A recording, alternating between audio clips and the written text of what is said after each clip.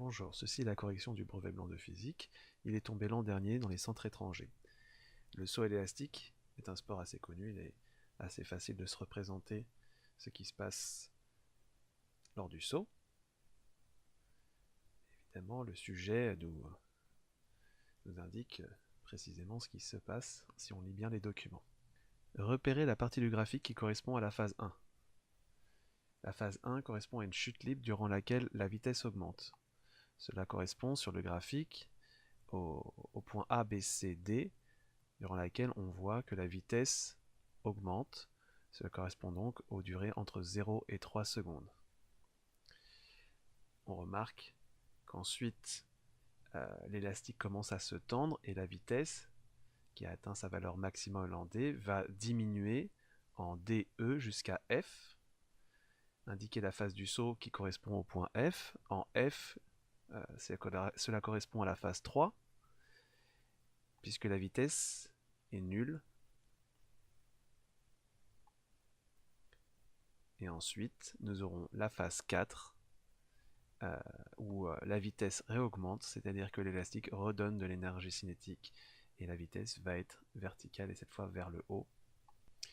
La force de pesanteur, le poids du sauteur, modélise l'une des actions mécaniques s'exerçant sur le sauteur lors de la chute.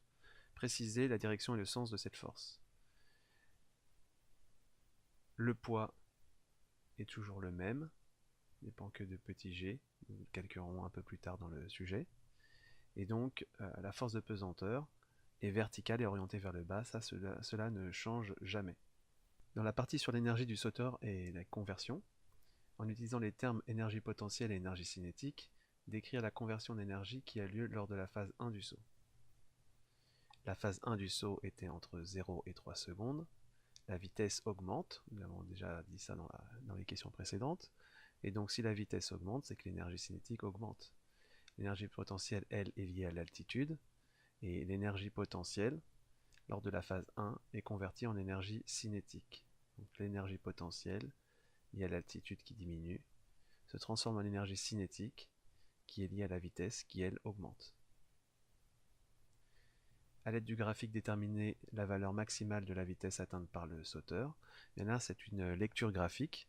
Donc la vitesse maximum correspond au point D, et nous allons déterminer qu'elle vaut 28 mètres par seconde en plaçant un petit pointillé horizontal pour aller faire l'intersection avec le point ici sur l'axe vertical qui représente les vitesses en mètres par seconde, et nous lisons assez facilement à partir de là 28 mètres par seconde.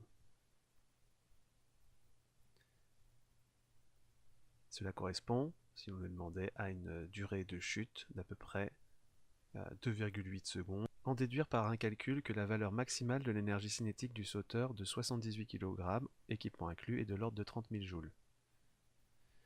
Nous appliquons la formule que nous connaissons par cœur, EC égale 1,5 de mv au carré. La masse est en kilogrammes et la vitesse en mètres par seconde, ce qui correspond aux unités qu'on nous donne dans le sujet, 78 kg, et nous avons déterminé ici la vitesse de 28 mètres par seconde. Nous n'avons plus donc qu'à remplacer m par sa valeur et v par sa valeur. Nous tapons dans la calculette et la calculette nous indique 30 576 joules. Nous n'oublions jamais d'indiquer l'unité à la fin du calcul et de faire une phrase de conclusion. L'ordre de grandeur est bien de 30 000 joules. L'ordre de grandeur correspond à une valeur à peu près, une valeur arrondie. Le tableau ci-contre donne l'énergie cinétique de différents véhicules à une vitesse donnée, en comparant la valeur maximale de l'énergie cinétique obtenue à la question de 3 à celle d'un véhicule en mouvement, préciser le rôle de l'élastique. Nous avons déterminé une valeur de 30 000 joules. Cela correspond le mieux, dans les valeurs d'énergie cinétique proposées, à 26 000 joules.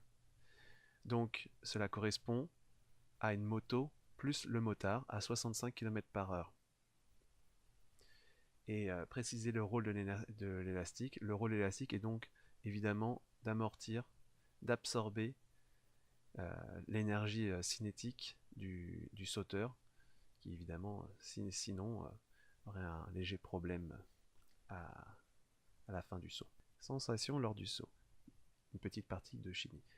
Durant le saut, le sauteur éprouve des sensations qui sont associées à la production d'adrénaline, substance dont la formule chimique est C9H13O3N. Précisez le nom et le nombre de chacun des atomes présents dans une molécule d'adrénaline.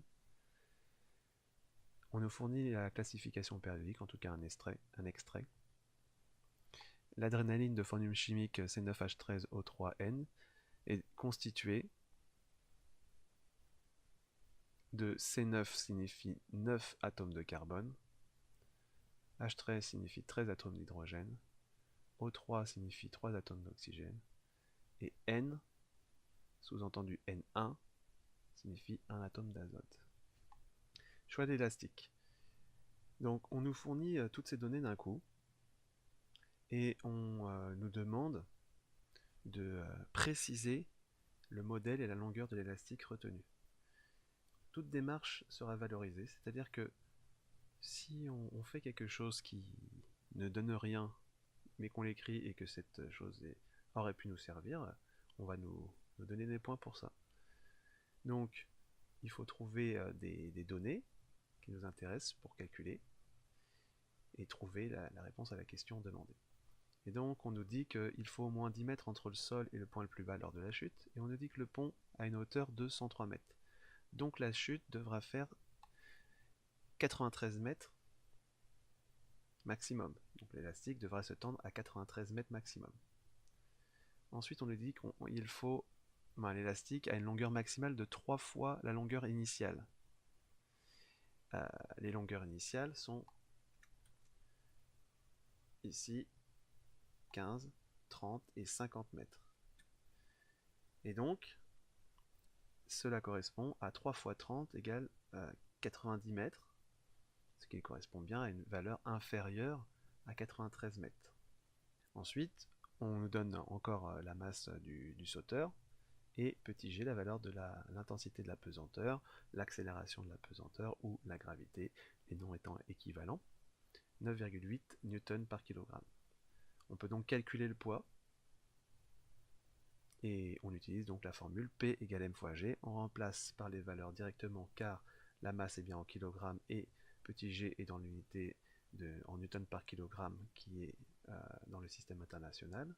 Donc nous pouvons remplacer directement par les valeurs et nous trouvons 764,4 newtons, l'unité du poids étant toujours en newton. Cette valeur de poids correspond à une valeur comprise entre 650 et 950 newtons, qui correspond à un modèle élastique M. Et donc nous concluons par ceci. Merci de m'avoir suivi.